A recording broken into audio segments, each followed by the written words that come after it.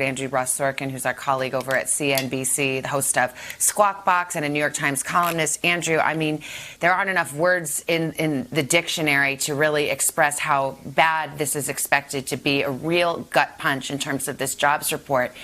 And yet many experts, such as yourself, say it may not even capture the true picture of where we are with the unemployment situation.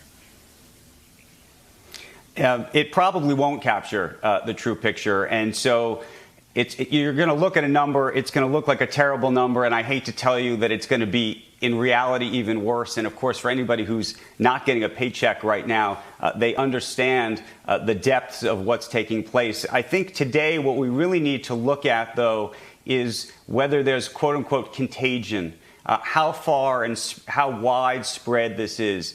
Is this really just within the industries like restaurants and travel and lodging and things like that? Or are we going to find that there are real job losses taking place in what we thought were work-at-home, service-oriented jobs? If, in fact, there are layoffs in those industries, it's going to be much tougher to rebound as quickly as I think so many of us so desperately want to. Yeah, and another item I know you'll be looking at is whether or not these job losses are described as temporary, furlough, or permanent, because won't that kind of underscore how quickly any recovery could be? It's a huge issue.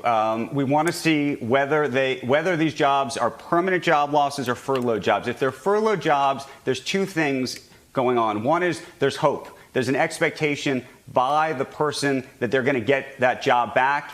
That's a huge issue because it means that we might be able to rebound more quickly. It also means that somebody who's furloughed typically is still paying their rent. They're still paying their mortgage because they anticipate that they're going to have their job. And therefore, you're not getting a trickle-down effect to create a larger crisis.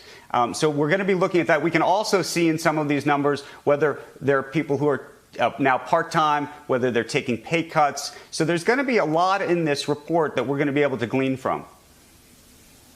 Well, and it's going to be difficult. Andrew Ross Sorkin, thank you for helping us sort it out this morning.